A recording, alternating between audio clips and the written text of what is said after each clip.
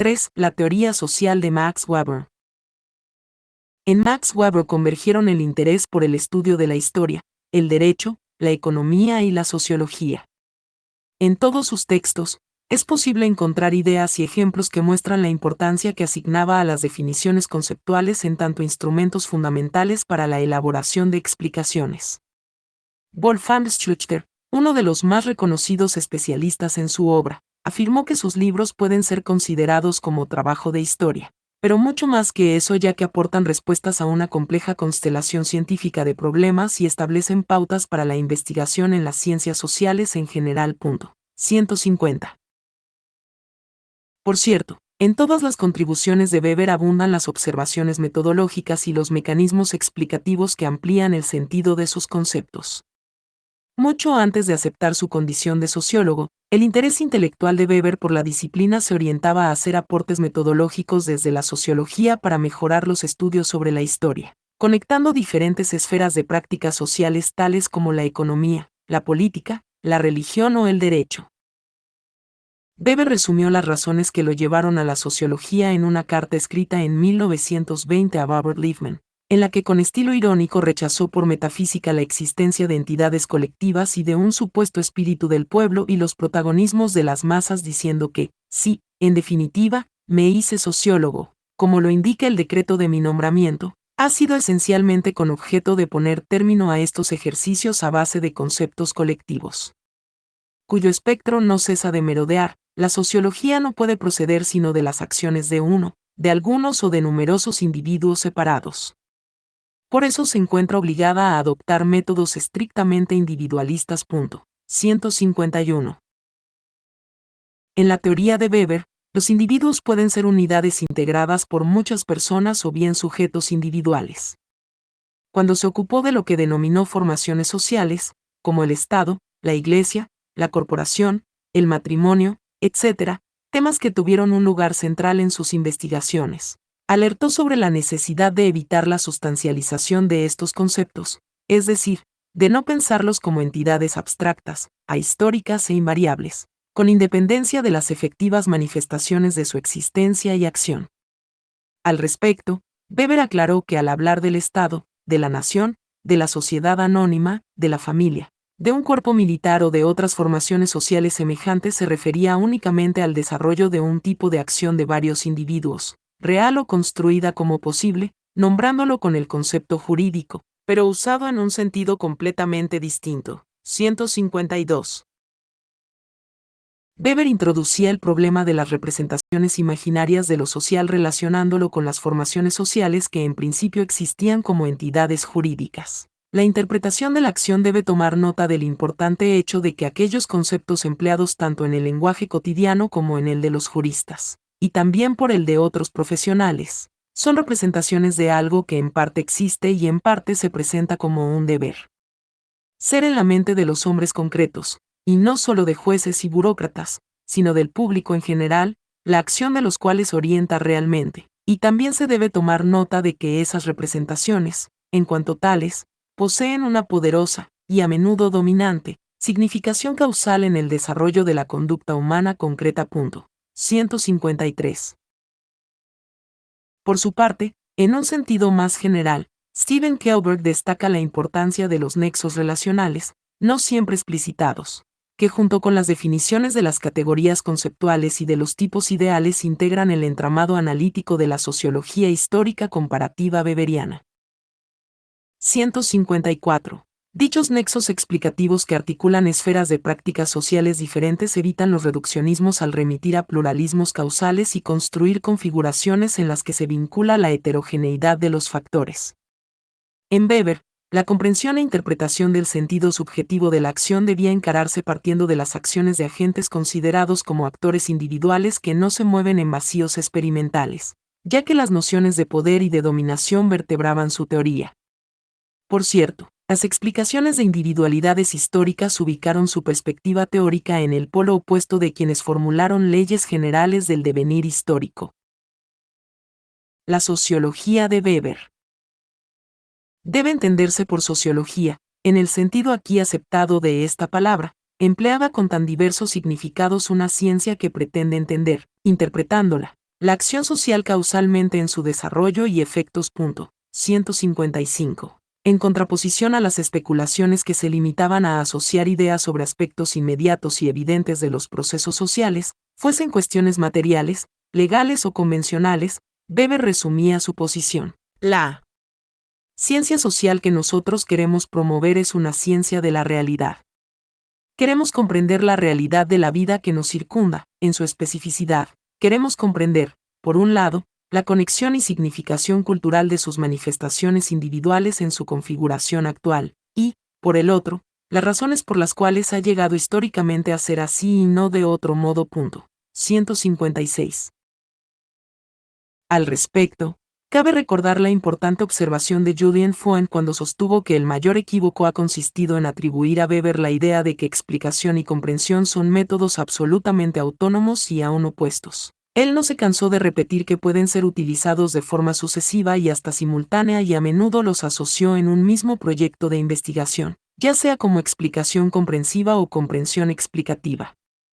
Análogamente, sostuvo que la comprensión permite que los nexos causales se conviertan en nexos de sentido. Lo cierto es que en sociología nuestro saber solo se satisface cuando, además de la explicación causal de una relación social, alcanzamos la comprensión de su sentido, o sea, de sus motivos o razones, y de sus propósitos. 157.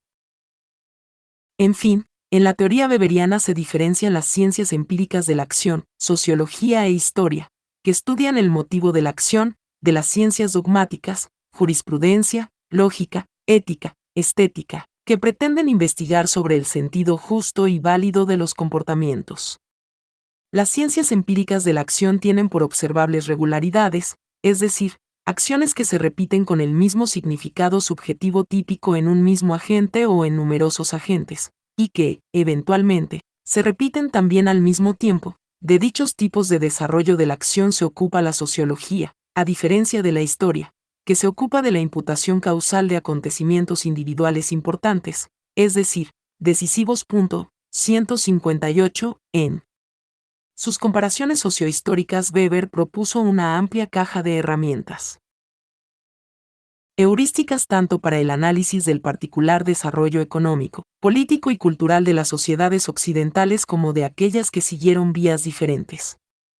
Las múltiples dimensiones tenidas en cuenta en los estudios de las unidades consideradas como individualidades históricas le permitieron, por similitudes y diferencias, consolidar en términos metodológicos lo que en principio presentó como hallazgos de indagaciones y observaciones empíricas. Según la definición de la sociología de Weber, el siguiente paso de la labor de investigación científica consistía en establecer las explicaciones o imputaciones causales que relacionan las acciones sociales, con sus consecuencias e incidencias en la producción de fenómenos o procesos sociales que podían, o no, encontrarse entre los objetivos o proyectos de los actores. Las imputaciones causales constituyen el requisito básico de investigación weberiana ya que mantienen la especificidad de los objetos de conocimientos históricos y sociológicos. Catherine Coyot-Tellen destacó que la sociología de Weber elabora conceptos o reglas generales y aporta medios para las pruebas de la historia, y al contrario que los teorizadores puros, la sociología de estilo weberiano acuerda de entrada a sus construcciones abstractas un carácter instrumental. 159. Sobre la acción social. Por acción debe entenderse una conducta humana, bien consista en un hacer externo o interno, ya en un omitir o permitir, siempre que el sujeto o los sujetos de la acción enlacen a ella un sentido subjetivo. Es una acción en donde el sentido mentado por su sujeto o sujetos está referido a la conducta de otros, orientándose por ésta en su desarrollo, actúa racionalmente con arreglo a fines quien oriente su acción por el fin, medios y consecuencias implicadas en ella y para lo cual sopese racionalmente los medios con los fines con las consecuencias implicadas y los diferentes fines posibles entre sí.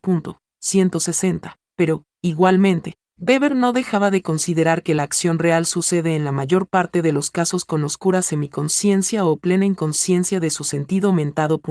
161. Para Weber, el individuo /masa tenía como característica principal ser fuertemente multifacético, lo que lo llevaba a participar con muchas personas en los más disímiles estados de ánimo, alegría, furor, entusiasmo, desesperación y pasiones de toda índole que no se registrarían en los individuos aislados. Desde dicha perspectiva, concluía que los procesos surgidos del simple hecho de una situación de masa y sin objetivos significativos no debían ser considerados como acciones sociales, dado que el hecho de que alguien acepte para sí una actitud determinada, aprendida de otros y que parece conveniente para sus fines no es una acción social con sentido, sino, en todo caso, una mera imitación. Por otra parte, Weber se refería a las observaciones de acciones sociales de carácter regular, ya sea acciones repetidas por los mismos agentes o extendidas a muchos, cuyo sentido mentado es típicamente homogéneo. Al respecto diferenciaba, la sociología se ocupa de estos tipos del desarrollo de la acción, en oposición a la historia, interesada en las conexiones singulares, más importantes para la imputación causal, esto es, más cargadas de destino. El uso debe llamarse costumbre cuando el ejercicio de hecho descansa en un arraigo duradero. Por el contrario, debe decirse que ese uso está determinado por una situación de intereses, condiciones por el interés, cuando y en la medida en que la existencia empírica de su probabilidad descanse únicamente en el hecho de que los individuos orienten racionalmente su acción con arreglo a fines por expectativas similares. 162. En la perspectiva weberiana, se entiende por dominación la probabilidad de encontrar obediencia dentro de un grupo determinado para ejercitar algún mandato específico. Esa obediencia puede descansar en diversos motivos, desde la habituación inconsciente hasta consideraciones puramente racionales con arreglo a fines. En la teoría weberiana, pueden distinguirse tres tipos puros de dominación legítima, de carácter racional, basado en la creencia en la legalidad de ordenaciones estatuidas y de los derechos de mando establecidos por las leyes, de carácter tradicional, derivado de creencias cotidianas consagradas desde tiempos lejanos, y de carácter carismático, que se basa en la entrega extracotidiana a personajes que atraen por supuesto heroísmo o desempeños ejemplares. De lejos, el que más centrado en los lenguajes corrientes es el liderazgo carismático de los caudillos o jefes que anuncian la llegada de nuevas épocas y consiguen apoyos entusiastas. Cabe aclarar que los líderes carismáticos a los que en política Weber otorgó mayor significación son los que transmiten valores democráticos. Sobre el Estado. En Economía y Sociedad, Weber presentó el concepto de Estado en los siguientes términos. Por Estado debe entenderse un instituto político de actividad continuada, cuando y en la medida en que su cuadro administrativo mantenga con éxito la pretensión al monopolio legítimo de la coacción física para el mantenimiento del orden vigente. 163. En la política como profesión. Weber amplió los elementos de esa definición. Quien hace política aspira al poder. Al poder como medio al servicio de otros fines, egoístas o idealistas, o al poder, por sí mismo, para gozar del sentimiento de prestigio que el poder da. El Estado es, así como las asociaciones políticas que lo han precedido históricamente, una relación de dominación de hombres sobre hombres, basada en el medio de la violencia legítima, es decir, de la violencia considerada como legítima. Para que exista, por tanto, los dominados deben someterse a la autoridad a la que aspiran los que dominan en cada momento. 164. En la conceptualización de Weber se diferenciaban las dimensiones burocrático-administrativas como funciones básicas del Estado, el establecimiento del derecho, función legislativa, la protección de la seguridad personal y del orden público, policía, la defensa de los derechos adquiridos, justicia, el cuidado de los intereses higiénicos, pedagógicos, políticos sociales, las diferentes ramas de la administración y, especialmente, la enérgica protección organizada dirigida hacia afuera, régimen militar. Todas estas cosas no han existido antes en absoluto o no han existido en forma de disposiciones racionales. 165. Por su parte, Jürgen Habermas resumió la idea de Weber sobre el carácter de los órdenes estatales de las sociedades occidentales modernas como acuñaciones de la dominación legal. Basan su legitimidad en la fe en la legalidad del ejercicio de la dominación. La dominación legal cobra su carácter racional entre otras cosas porque la fe en la legalidad de los órdenes establecidos y en la preparación y competencia de los llamados al ejercicio de la dominación es de calidad distinta que la fe en la tradición o el carisma, Es la racionalidad inmanente a la forma jurídica misma la que procura legitimidad a la dominación ejercida en formas legales. 166. Las tensiones y conflictos emergentes de la dominación estatal, según Weber, suelen apoyarse interiormente en motivos jurídicos, en motivos de su legitimidad, de tal manera que la conmoción de esa creencia en la legitimidad suele, por lo regular, acarrear graves consecuencias. 167. Weber destacó que, cuando la ciudadanía deja de aceptar la pretensión de legitimidad y el ejercicio del monopolio de la violencia, el Estado desaparece y sobreviene una situación de anarquía, y aclaraba que la coacción no es el medio normal o único de la acción estatal, pero sí su medio específico. 168. En lo que se refiere al alcance de la idea de la aceptación de la violencia legítima estatal. Weber explica que no debe suponerse en absoluto que la obediencia a una dominación se guíe en primer lugar o siempre por esta fe. Un individuo o un grupo entero pueden aparentar la obediencia por puro oportunismo, la pueden ejercer en la práctica por intereses materiales o la pueden asumir como algo inevitable por debilidad o desamparo. 169. Sobre la relación entre las orientaciones estatales y el desarrollo del capitalismo moderno. Weber consideró que en la medida que las empresas debían basarse ante todo en el cálculo racional necesitaban la existencia de una justicia y una administración cuyo funcionamiento pueda calcularse racionalmente, por lo menos en principio, por normas fijas generales con tanta exactitud como puede calcularse el rendimiento probable de una máquina. 170, dado que, si las acciones estatales carecían de previsibilidad racional, surgía el capitalismo del comerciante y del proveedor del Estado, el capitalismo de aventureros enraizados sobre todo como tal en la política, el ejército y la administración. 171. En las dimensiones de la práctica estatal planteadas por Weber se incluyen las referidas a las obligaciones de los individuos con respecto al Estado. Vincula aquellas dedicadas a recaudar impuestos con el mejor funcionamiento del capitalismo moderno, el Estado con sistema puro de contribuciones en dinero, con administración propia en la recaudación, y solo limitada a esta, y con apelación a servicios personales solo para fines políticos y judiciales ofrece al capitalismo racional, orientado por el mercado, las probabilidades óptimas. 172. En la capacidad de recaudación tributaria de los Estados modernos y el carácter equitativo de los impuestos se encuentran, a la vez, las condiciones para financiar la realización de sus objetivos y asegurar el cumplimiento de sus metas generales y específicas, lo que estimula el desarrollo de la economía privada. Sobre la crisis del Estado. Desde la perspectiva conceptual weberiana, cabe considerar que existe una crisis del Estado cuando se registra la pérdida o debilitamiento de sus capacidades políticas, burocráticas y administrativas. La justicia evidencia su crisis cuando pierde autoridad para preservar la defensa de los derechos adquiridos.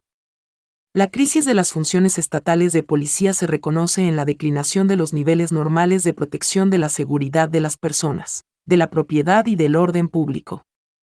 Los insuficientes desempeños de las capacidades estatales encargadas de la salud, la higiene pública, la educación, la política social para limitarnos a la enumeración weberiana por cierto ampliable son, entre otras, expresiones de las crisis de las capacidades estatales.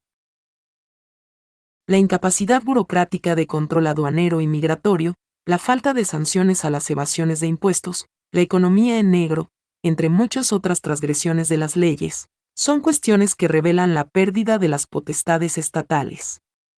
En su forma más naturalizada, las situaciones de crisis del Estado presentan entre sus datos observables cotidianos la transferencia de las funciones no realizadas por los aparatos burocráticos públicos a actores o asociaciones supuestamente ilegales, creadas en la sociedad civil.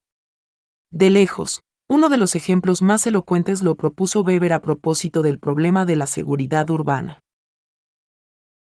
Con gráfica y desencantada ironía, y quizás para matizar su estilo de escritura, reprodujo la siguiente anécdota sobre las prácticas de la camorra en Italia del Sur y de la mafia en Sicilia, y recordando las manifestaciones que le hizo un fabricante napolitano, ante sus dudas sobre la eficacia de la camorra en la vida de los negocios.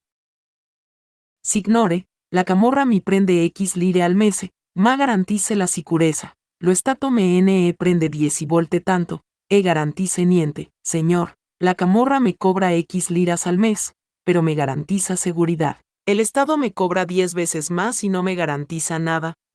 173. Los conceptos de Weber sobre la burocracia estatal, su racionalidad y la eficiencia de su acción remiten a las estructuras organizativas que desempeñan las funciones públicas mencionadas. La aspiración de los estados a disponer del monopolio de los medios de violencia legítimos, la más conocida de las dimensiones estatales del pensamiento de Weber, pertenece a las referidas funciones policiales y militares. La perspectiva weberiana sobre el derecho y el equilibrio de la justicia moderna se ligan directamente con las expectativas de los individuos que operan en la sociedad civil y a sus comportamientos. En relación con nuestro tema, los desempeños estatales previsibles, calculables y racionales aparecen en el fundamento de las sociedades modernas. Sin su presencia, las instituciones pierden validez y legitimidad ante la población, lo que provoca la multiplicación de iniciativas contrarias a las leyes y debilita la cohesión del tejido social. Sobre la estratificación social. Weber presentó su síntesis conceptual sobre las relaciones entre poder y estratificación social en economía y sociedad bajo el título División del poder en la comunidad, clases, estamentos y partidos, apartado que se convertiría en uno de los más comentados de su obra en parte debido a las comparaciones de sus conceptos con los propuestos por Marx. Desde sus criterios sociológicos individualistas, Weber consideraba que las clases no eran comunidades, sino que representan solamente bases posibles, y frecuentes, de una acción comunitaria. Así hablamos de clase, cuando 1. Es común a un cierto número de hombres un componente causal específico de sus oportunidades de existencia, en tanto que 2. Tal componente esté representado exclusivamente por intereses lucrativos y de posesión de bienes. 3. En las condiciones determinadas por el mercado de bienes o de trabajo. Sobre la situación de clase.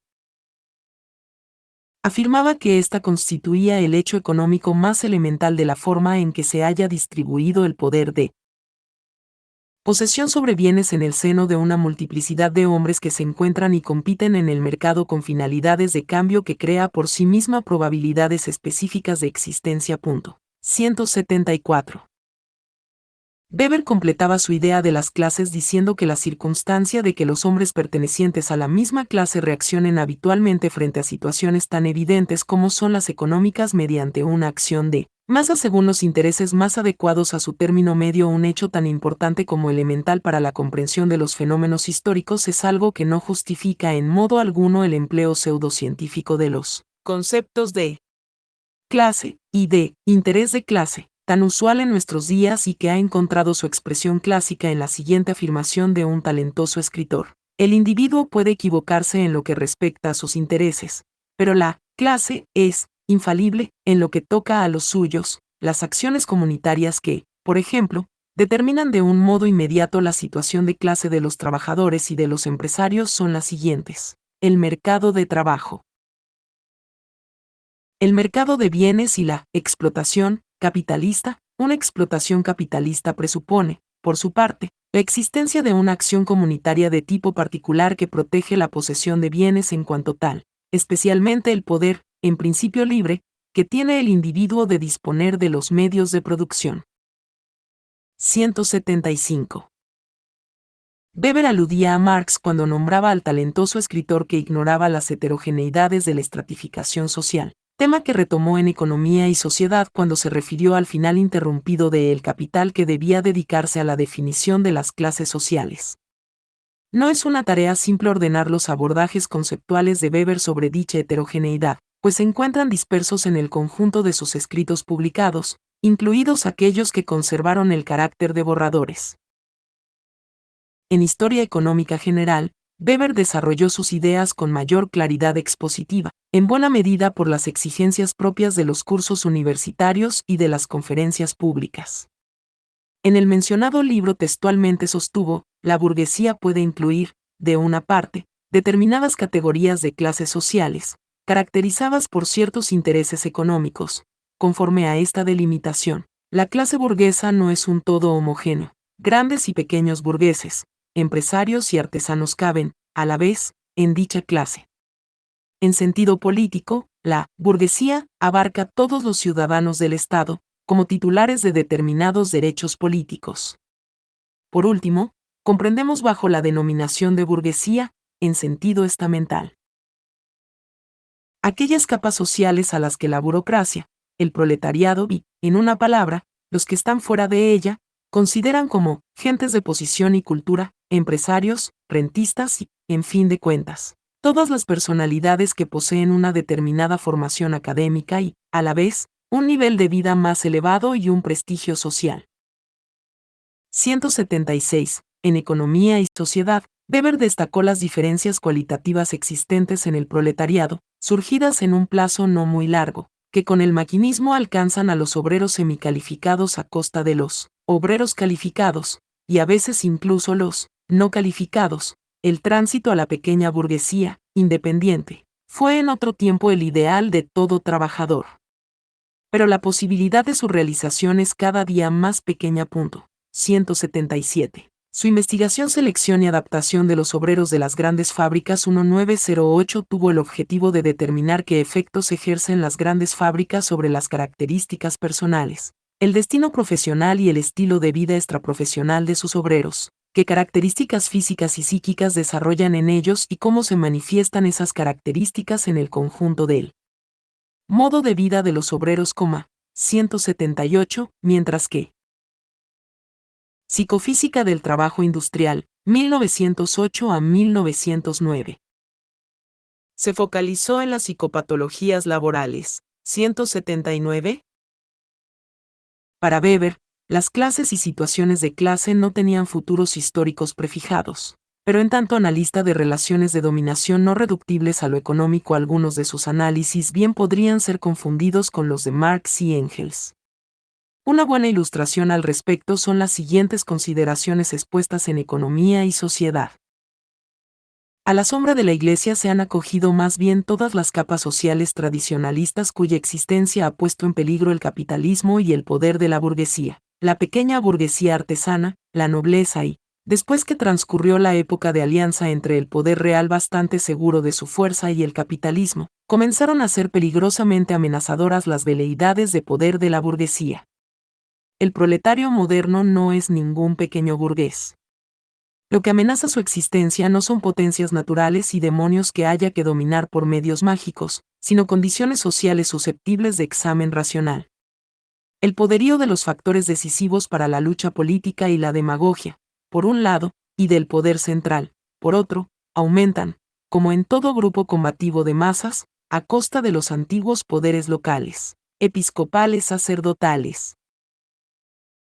180. Las relaciones entre los poderes religiosos y los actores del capitalismo moderno fueron abordadas por Weber en la Dame Nation, donde entre otras cuestiones sostuvo que el desarrollo de la democracia burguesa moderna y del capitalismo transformó las condiciones de la dominación hierocrática, en principio desfavoreciéndola. El capitalismo ha seguido su marcha triunfal más allá de las protestas, y a menudo de las resistencias de los clérigos. 181. Partidos políticos. Las definiciones de los objetivos de los partidos políticos propuestas por Weber se ajustaron a los requisitos teórico-metodológicos que postulaba como imprescindibles para preservar la neutralidad valorativa. Aun cuando ciertos textos fueron parte de intervenciones públicas en momentos críticos de la historia de su país, la labor conceptual pareció ser un esfuerzo estimado como tanto más necesario ya que se dirigía a auditorios que buscaban respuestas para orientar sus opciones políticas. Resumió su definición más general de los partidos políticos en los siguientes términos: asociaciones de adscripción libre, cuyo objetivo es proporcionar a sus dirigentes el poder dentro de una determinada sociedad u organización, dándole a sus miembros activos posibilidades materiales e ideales que pueden consistir en la obtención de ventajas personales o en el alcance de fines ideales, o ambas cosas, cuya organización puede presentar modos diferentes. Seguidores de líderes carismáticos, como grupo de servidores de carácter tradicional o como grupo de seguidores organizados de acuerdo con un criterio racional, racionalidad instrumental o de acuerdo con una determinada concepción del mundo. 182.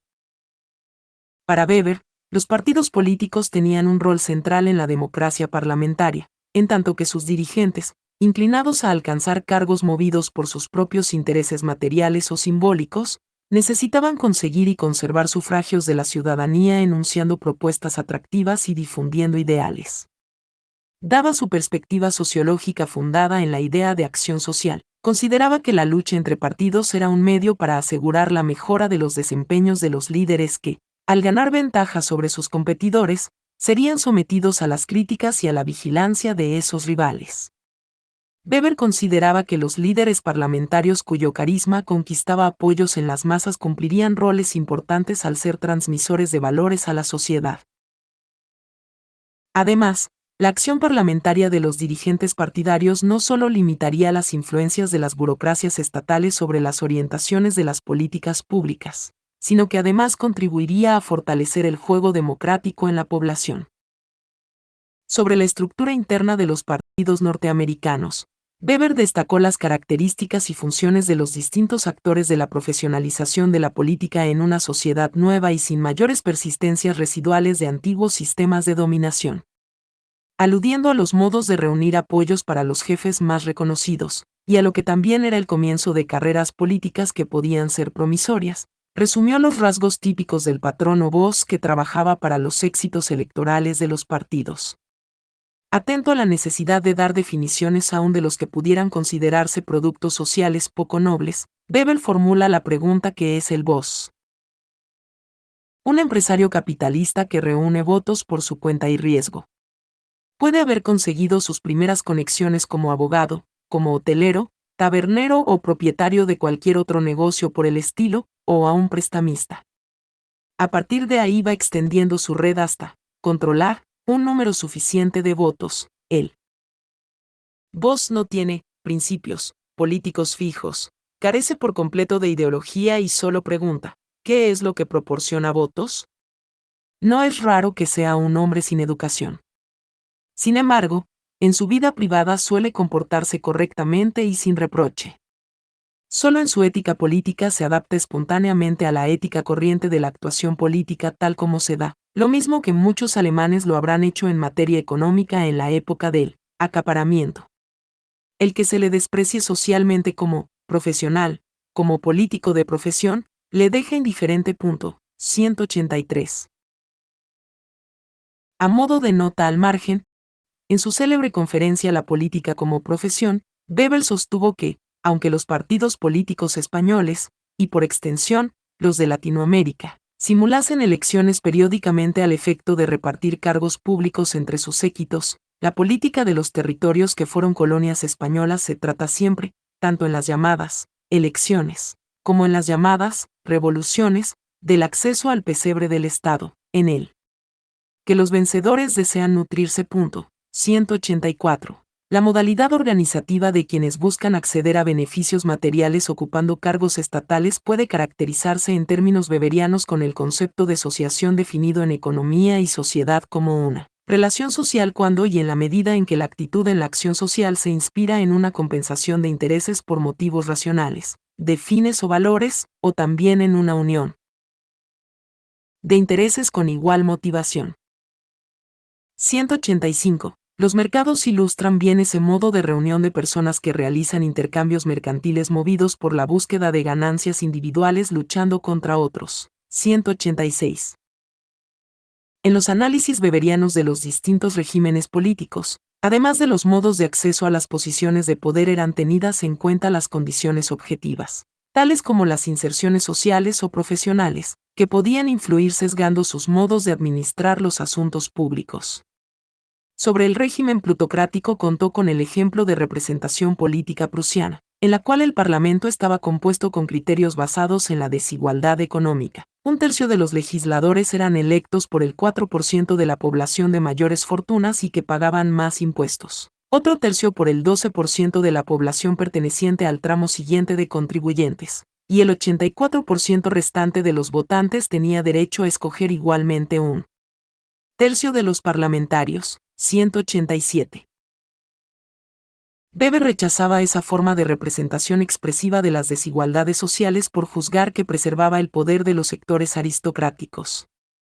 Por otra parte, consideraba que los regímenes políticos con fuerte gravitación de las burocracias estatales en la toma de decisiones de los gobiernos serían un obstáculo para la consolidación de la nación alemana dado el etos formalista de dichos agentes públicos y su inclinación a la defensa de sus intereses corporativos.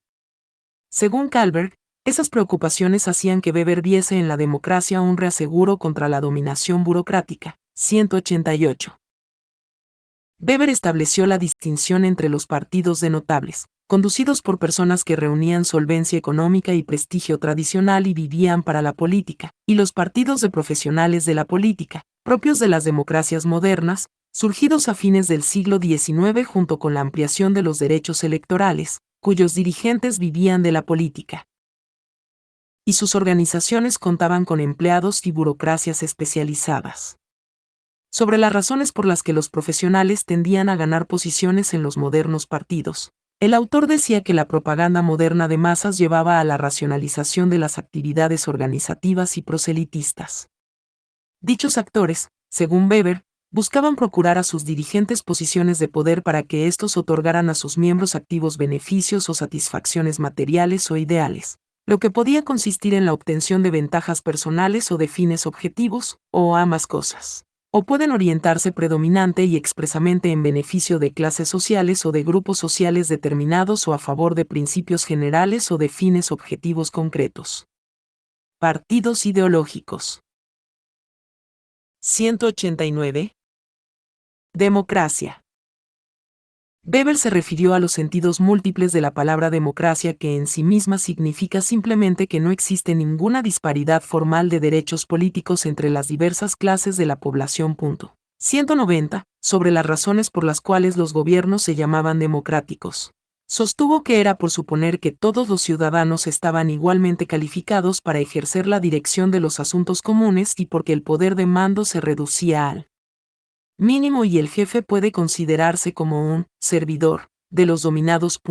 191. Le resultó probablemente obvio aclarar que el demos, en el sentido de una masa inarticulada, no gobierna nunca en las sociedades numerosas por sí mismo, sino que es gobernado, cambiando solo la forma de selección de los jefes de gobierno y la proporción de la influencia que pueden ejercer otros círculos procedentes de su seno, por medio de una llamada opinión pública, sobre el contenido y dirección de la actividad de gobierno.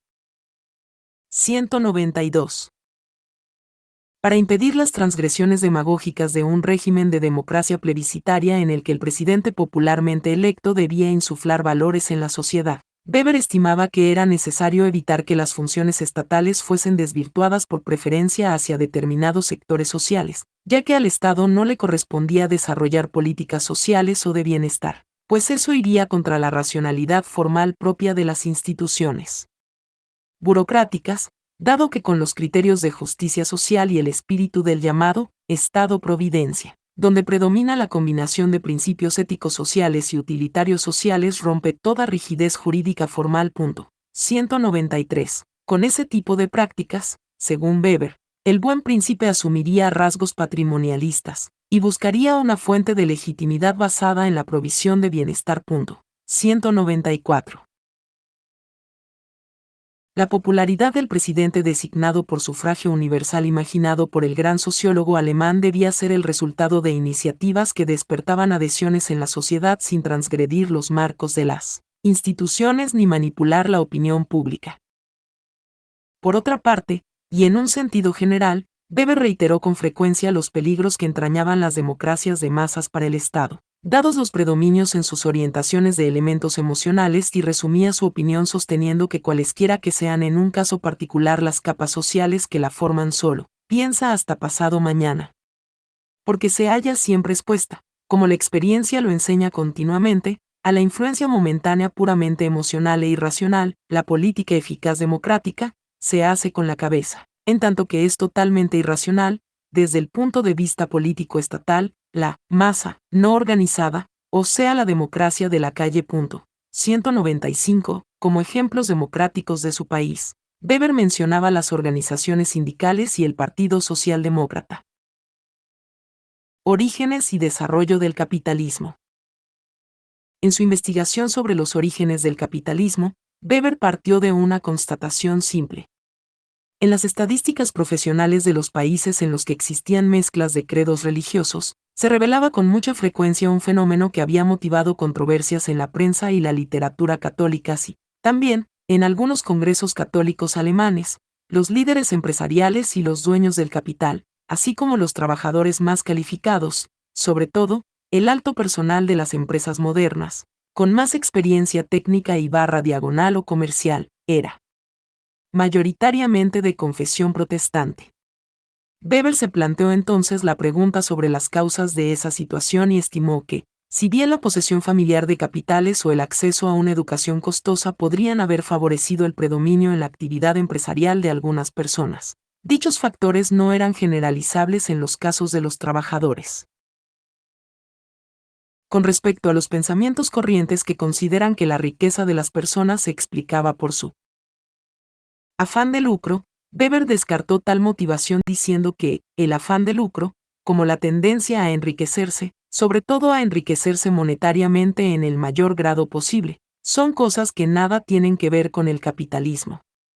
Son tendencias que se encuentran por igual en los camareros, los médicos, los cocheros, los artistas, las cocottes, los funcionarios corruptibles, los jugadores, los mendigos, los soldados, los ladrones o los cruzados. En all sorts and conditions of men, en todas las épocas, en todos los lugares de la tierra, en toda circunstancia que ofrezca una posibilidad objetiva de lograr una finalidad de lucro. Por el contrario, el capitalismo debería considerarse como el freno o, por lo menos, como la moderación racional de este irracional impulso lucrativo. 196. Según Weber, las ideas religiosas del protestantismo ascético fueron las que proveyeron a sus fieles de las motivaciones subjetivas que los llevaron a actuar, sin proponérselo, como propulsores de los orígenes del capitalismo. En la medida en que en dicha religión se consideraba que el buen cumplimiento de las actividades laborales, el desenvolvimiento de vidas austeras sin ostentación de lujos y la utilización racional del tiempo eran conductas espirituales que honraban y satisfacían a Dios. Esas conductas habían generado objetivamente las condiciones que favorecieron el mayor crecimiento económico. En la ética protestante y el espíritu del capitalismo, Weber explicó que, si bien el ascetismo protestante había contribuido a transformar el mundo occidental al impulsar los inicios de la economía capitalista, una vez establecido dicho sistema socioeconómico adquirió una dinámica propia que suprimía la incidencia del factor religioso. Sobre el cierre del libro, Weber resumió ese cambio diciendo: la jaula ha quedado vacía de espíritu, quién sabe si definitivamente. En todo caso, el capitalismo victorioso no necesita ya de ese apoyo religioso, puesto que descansa sobre fundamentos mecánicos. 197, en su último curso universitario, publicado con el título Historia Económica General. Weber planteó con cierta ironía que la religiosidad ascética quedó suplantada por una concepción pesimista, pero nada ascética, como es la representada por la fábula de las abejas, de Mandeville, según la cual los vicios individuales pueden ser, en circunstancias, ventajosos para la colectividad. La ética económica nació del ideal ascético, pero ahora ha sido despojada de su sentido religioso. Fue posible que la clase trabajadora se conformara con su suerte mientras pudo prometérsele la bienaventuranza eterna.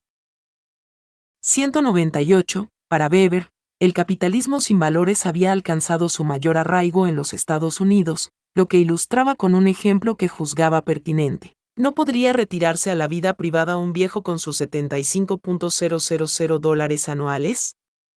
No, ahora todavía hay que alargar la fachada del almacén 400 pies. 199. El agro argentino según Weber.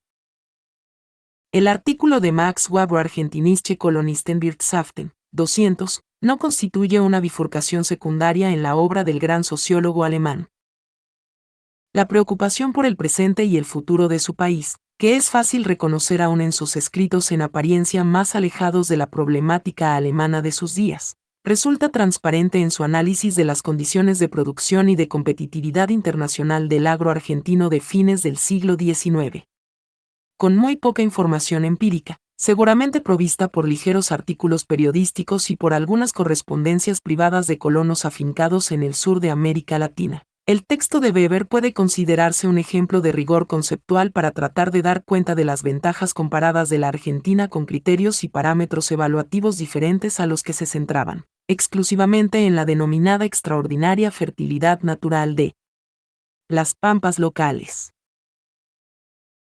Weber prefirió remitir en su exposición a las formas que asumía la explotación del trabajo y los manejos financieros y políticos que se realizaban en torno a la cotización de la moneda argentina, en vez de poner el foco en los dones que la naturaleza había, supuestamente, brindado a las tierras cultivables. Es interesante destacar cómo en un texto que apuntaba a hacer reflexionar a sus propios compatriotas sobre las importaciones cerealeras de ultramar, Weber terminó construyendo una argumentación tan consistente que llevó un siglo más tarde a Auerbach a citar al mencionado artículo como un buen antecedente clásico para pensar el tema contemporáneo de la globalización. 201. La referencia de Beck es totalmente pertinente, puesto que el análisis de Weber explicaba la competitividad argentina en los mercados de cereales mundiales a partir del modo de vida al que se sometía a los trabajadores agrícolas y, en consecuencia, situaba correctamente la cuestión del comercio internacional en el plano de las condiciones salariales y de satisfacción de necesidades materiales y culturales de los países que se relacionaban en el comercio internacional. Dicho en otros términos, no eran en sentido estricto precios y productos los que se confrontaban en la economía mundial, sino modos de vida. Con singular dramatismo, Weber resumió el dilema de la competencia de los cereales argentinos con respecto a los producidos en Alemania diciendo: para poder competir con economías como las descriptas, deberíamos poder descender y no ascender en el carácter de nuestra estructura social y en nuestro nivel cultural, llegando al nivel de un pueblo semibárbaro de baja densidad de población, como es la Argentina. En el ocultamiento o desconocimiento de lo que Weber llamaba la desigualdad cultural internacional se encontraba, a su modo de ver, la base del error de quienes pregonaban las ventajas que se derivarían del libre cambio y del fin de los proteccionismos económicos nacionales. Con la manifiesta intención de defender los intereses de Alemania, nuestro autor se definía contra aquella incipiente expresión de lo que entonces no se llamaba globalización y decía que la economía mundial de la teoría del libre comercio es una utopía sin un Estado universal y sin la igualdad absoluta del nivel cultural de la humanidad. Por cierto, al sociólogo germano no le hubiese desagradado la noción de dumping social que muchos de los afectados negativamente por el libre cambio internacional emplean en nuestros días. En el texto de Weber sobre la Argentina, el lector conocedor de su obra encuentra las claves conceptuales y las referencias empíricas que establecen los vínculos con sus primeras investigaciones. Sin duda, la pertenencia disciplinaria de su tesis de habilitación de Privatdozent, profesor asociado, en Derecho Romano, Germánico y Comercial, sostenida en Berlín en 1892 y publicada bajo el título Historia Agraria Romana, 202, puede dar lugar a discusiones clasificatorias. En ese texto académico, empero, se encontraban tanto algunas ideas fundamentales de sus futuras elaboraciones de teoría social como un conjunto de referencias iniciales que luego desarrolló en sus singulares combinaciones entre sociología política y sociología económica. Como afirma Dirk Kessler, en la tesis de habilitación aparecen una serie de esbozos teóricos que van mucho más allá de la simple investigación jurídica y de historia agraria, 203.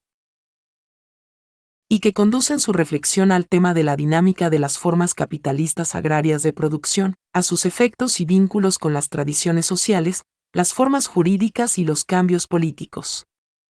Remitiendo a esa misma investigación universitaria, Anthony Giddens señaló que a partir de ella Weber percibió en la estructura económica y social de Roma algunas de las características que más tarde identificaría en la formación del capitalismo en la Europa posmedieval. 204. Al finalizar su trabajo de habilitación, Weber comenzó una investigación sobre la estructura agraria del este del Elba. Se trataba de un proyecto de alcance nacional sobre la situación de los obreros agrícolas en Alemania, que se realizaba desde 1890 por iniciativa de la Verein für Sozialpolitik, Asociación Económica Alemana, en el que se recogía información mediante cuestionarios enviados a algo más de 3.000 explotaciones rurales, de las que se recibieron alrededor de 2.300 respuestas.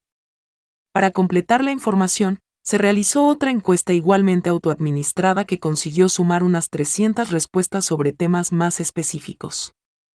Por la naturaleza del instrumento de recolección de información, el material obtenido podía permitir estudiar las formas de organización del trabajo rural y captar desde una perspectiva comprensiva cómo eran calculadas, planificadas o vividas las relaciones laborales rurales. A Max Weber, recordemos que entonces tenía 28 años, le tocó analizar e interpretar los cuestionarios correspondientes a la región del este del Elba, Prusia Oriental y Occidental, Pomerania, Poznania, Silesia, Brandenburgo, Mecklemburgo y Lorenburgo, y elaborar el informe para fines de 1892. 205. Weber destacó, entre sus principales conclusiones, que la antigua relación patriarcal que se había fundado en la comunidad económica, política y social que caracterizó el predominio de los yanquis se estaba transformando en una relación típicamente capitalista basada en la búsqueda del aumento de los beneficios monetarios de los grandes propietarios de tierras. Al respecto, el análisis proponía una tipología de formas de relación entre los empresarios rurales y las distintas categorías de agentes que operaban en la producción, en la cual quedaba clara la transición entre la vieja y la nueva situación. En un extremo, más apegada a la tradición, se encontraban las relaciones de arriendo en las que no todos los vínculos se habían mercantilizado. En el otro polo, se hallaba la contratación de trabajadores libres y temporarios a los que los propietarios tomaban por periodos breves y sin otro compromiso que asegurarles el pago de un salario. Lo que podía ser visto como el avance de una mayor racionalidad empresarial, regida estrictamente por la ecuación costo/diagonal-beneficio, era considerado por nuestro autor desde una óptica que ponía en el centro de su atención la defensa de los intereses estatales y la preservación de la cultura germánica en la región oriental de Alemania. 206. ¿Cómo se vinculaban los intereses estatales y la preservación de la cultura, o, más en general, la defensa de la nación con lo que ocurría en las relaciones rurales de trabajo? Ante esa pregunta, la respuesta sociológica de Weber era compleja y consistente.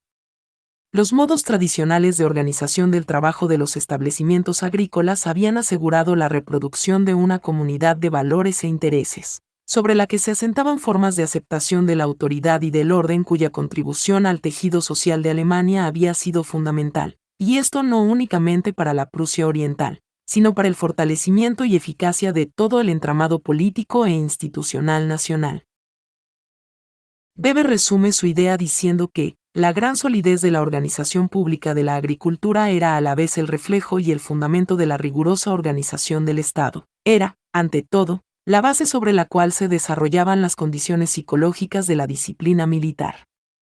Esto iba de suyo para el hijo del campesino y para el obrero agrícola del este acostumbrado a una autoridad patriarcal. Era el aire que respiraban aún fuera del cuartel.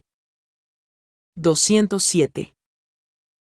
Weber no empleaba el concepto de afinidad electiva, pero podría perfectamente haberlo hecho para plantear la relación entre las formas de organización del trabajo rural y el etos que de ellas emergía. En el lenguaje sociológico de nuestros días podría haber utilizado el concepto de homología estructural y hacer referencia a la idea de habitus para designar al sistema de predisposiciones que se originaban en el mundo del trabajo y se prolongaban en las conductas desplegadas en otras esferas de prácticas sociales. Los nexos con las preocupaciones políticas y la postura favorable al desarrollo y consolidación del Estado y de la nación alemana que se encuentran en muchos de los trabajos y reflexiones científicas de Weber tenían en la cuestión del este del Elba una presencia mayor, pues se trataba de una indagación cuya proyección práctica era evidente.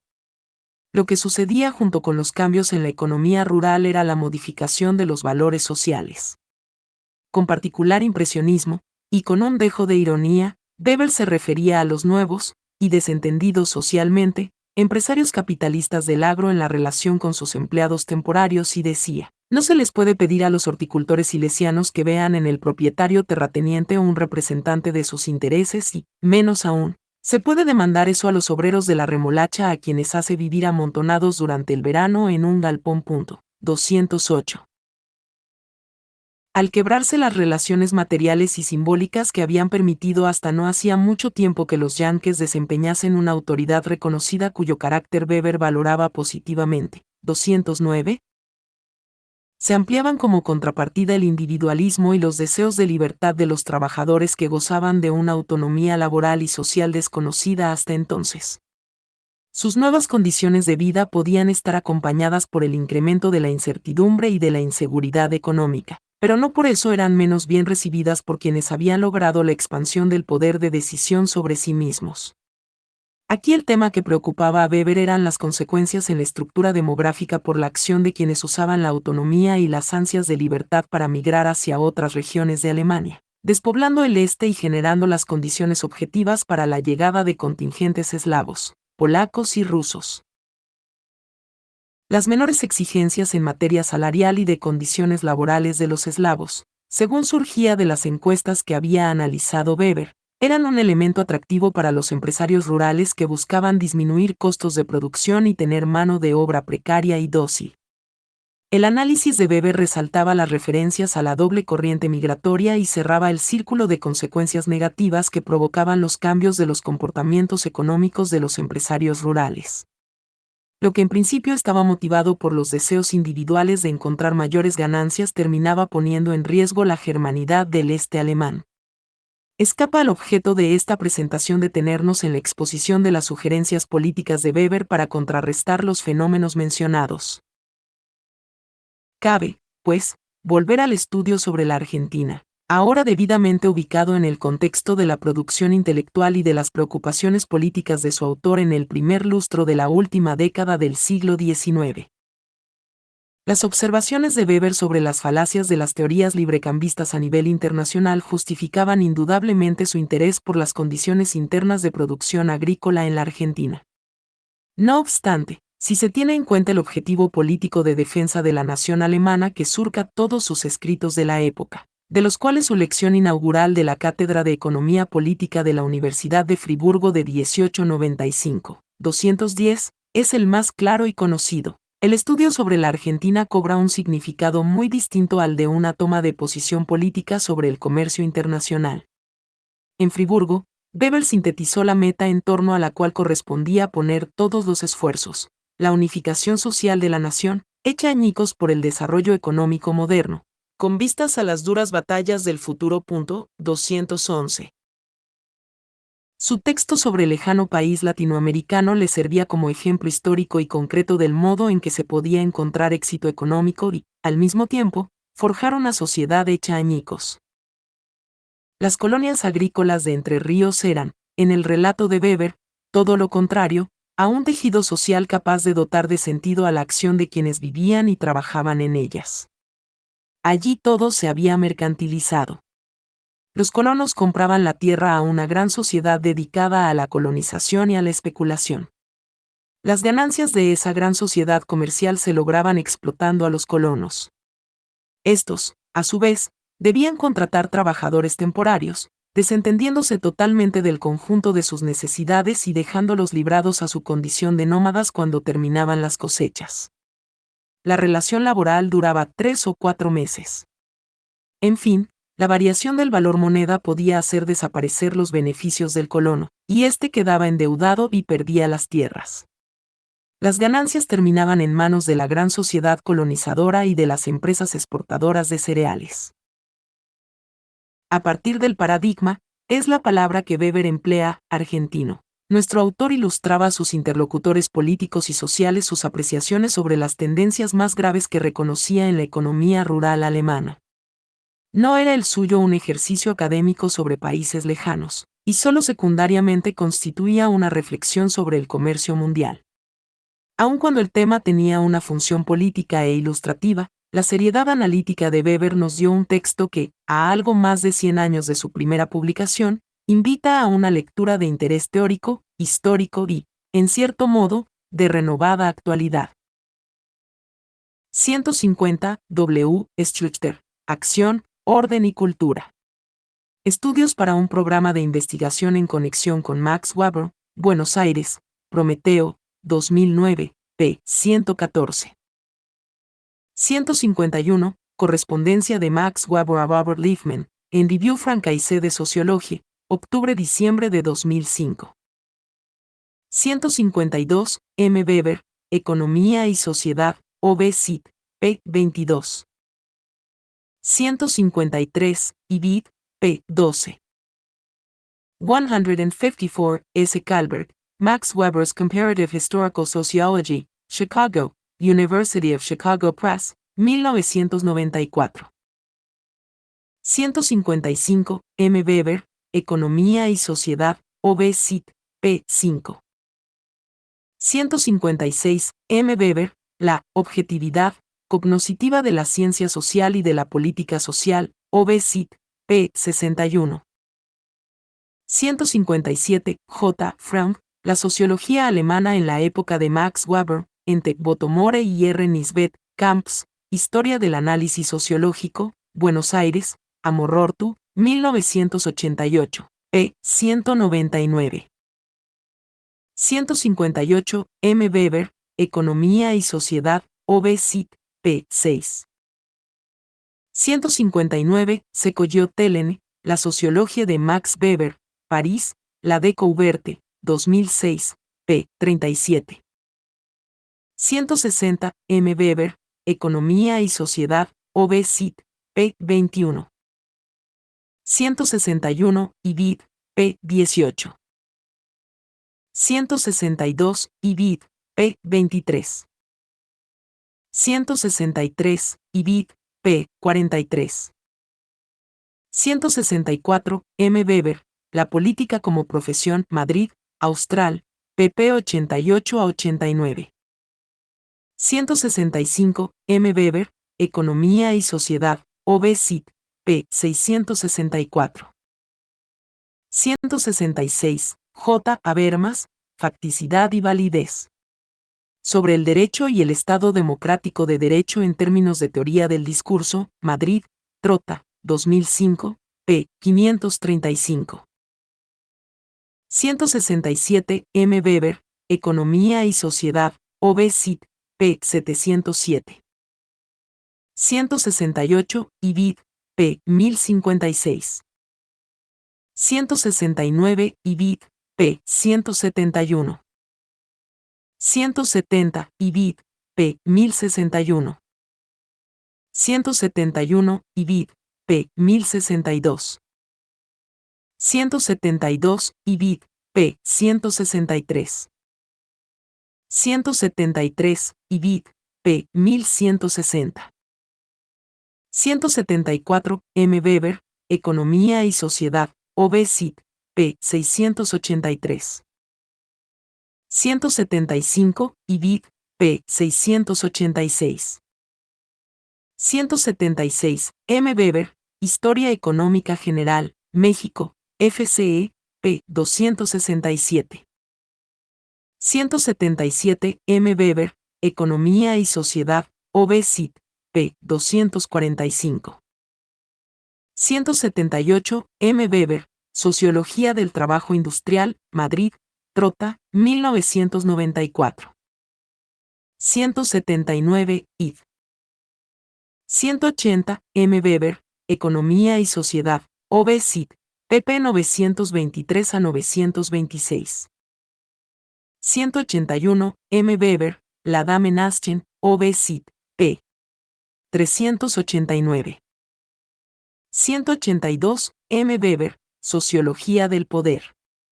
Los tipos de dominación, edición de Joaquín Avellán, Madrid, Alianza, 2007, pp. 193 a 194.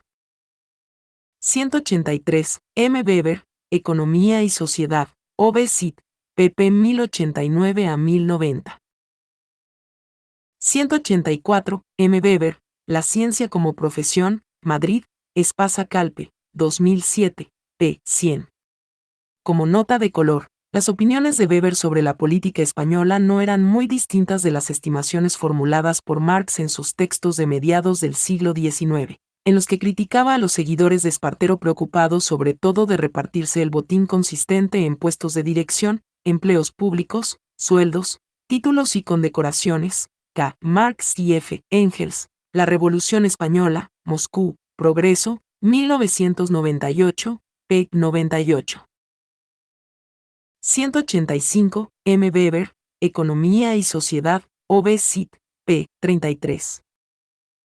186, Al respecto, puede consultarse de Kaesler, Max Weber. Saviernes, Son Oeuvre, Son Influence, París, Fayard, 1996, pp 236 a 237. 187, Kaufmann, Presentation, en M. Weber, Oeuvres politiques, 1895 a 1919, París, Albin Michel, IDS, 2004, p. 29. 188, S. Calvert, Max Weber. Principales dimensiones de su obra, Buenos Aires, Prometeo, pp 95 a 96. 189, M. Weber, Sociología del Poder, OB Cit, pp 193 a 194. 190, M. Weber, Escritos Políticos, México, Folios, 1982, p. 222.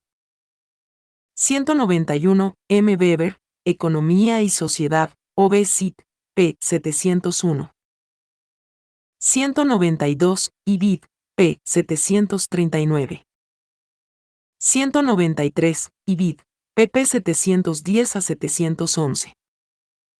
194, Ibid, p. 845. 195, Ibid, pp 1116 a 1117. 196, M. Weber, La ética protestante y el espíritu del capitalismo, México, FCE, 2004, pp 56 a 57. 197, Ibid, p. 248. 198, M. Weber, Historia Económica General, OB. Cit, p. 309. 199, M. Weber, La ética protestante, OB. Cit, p. 249. 200, una versión en castellano, con el título Empresas Rurales de Colonos Argentinos, fue publicada en la revista Araucaria. Revista Iberoamericana de Filosofía y Humanidades, año 2, N grados 4, segundo semestre, 2000, Instituto de Ciencias Sociales y Administración, Universidad de Sevilla. 201, UBEC. ¿Qué es la globalización? Falacias del globalismo, respuestas a la globalización, Barcelona, Paidós, 1998, p. 169. 202, M. Weber, Historia Agraria Romana, Madrid, Acal, 1982. 203, D. Kaesler, Max Weber. Saviernes, Son Oeuvre, Son Influence, OB Cit, p. 49. 204, A. Giddens, Política, Sociología y Teoría Social. Reflexiones sobre el pensamiento clásico y contemporáneo, Barcelona, Paidós, 1997, p. 24. 205, D. Kaesler, Max Weber. Saviernes, OB Cit, p. 71. Al respecto, D.A.C.M. Weber, Max Weber. Una biografía, Valencia, Alphonse el Magnanim, 1996, cap. 4. 206. La conclusión de la parte de la investigación llevada a cabo bajo la dirección de Max Weber fue publicada por primera vez en Schriften des Vereins für Sozialpolitik, T55, Leipzig, Duncker und Humboldt, 1892, y reeditada en W. J. Mommsen, Max Weber, Berg and Persson, Tübingen, Mohr, 1964, pp. 88 a 101. Una traducción al castellano se encuentra en la revista Sociedad de la Facultad de Ciencias Sociales de la Universidad de Buenos Aires, número 7, octubre de 1995, pp. 160 a 171. 207, en Revista Sociedad, OB Cit, p. 162. 208, Ibid, p. 164. 209, es interesante señalar que Weber reflexionó en una carta que dirigió a Lujo Brentano, datada en febrero de 1893, sobre las eventuales malas interpretaciones que podían acordarse a algunas de las consideraciones de su estudio. En esa misiva afirmaba, refiriéndose a sus aseveraciones acerca de los grandes propietarios rurales del Este, posiblemente he ido demasiado lejos. Pero la razón se encuentra en que pensaba que en el interés de la objetividad era necesario reprimir la aversión que nosotros los liberales tenemos respecto de los grandes propietarios rurales de este. Citen W. Mommsen, Max Weber et la politique allemande de 1890 a 1920. París, Precis Universitaires de France, 1985, p. 47, número 15. En cuanto a la objetividad del trabajo de investigación de Weber, viene al caso destacar que Karl Kautsky, desde una óptica política que no coincidía con la de dicho autor, ilustró algunas de las argumentaciones de su célebre texto. La cuestión agraria, con informaciones empíricas y reflexiones provistas por aquel, B.A.C.K. Kautsky, la cuestión agraria. Análisis de las tendencias de la agricultura moderna y de la política agraria de la socialdemocracia, México, siglo XXI, 1989. 210, M. Weber, Escritos Políticos, edición de Joaquín Avellán, Madrid, Alianza, pp. 62 a 100. 211, Ibid, p. 98. Sobre el nacionalismo de Weber, véase, entre otros, R. Collins, Weberian Sociological Theory, Nueva York, Cambridge University Press, 1990, pp. 151 a 156.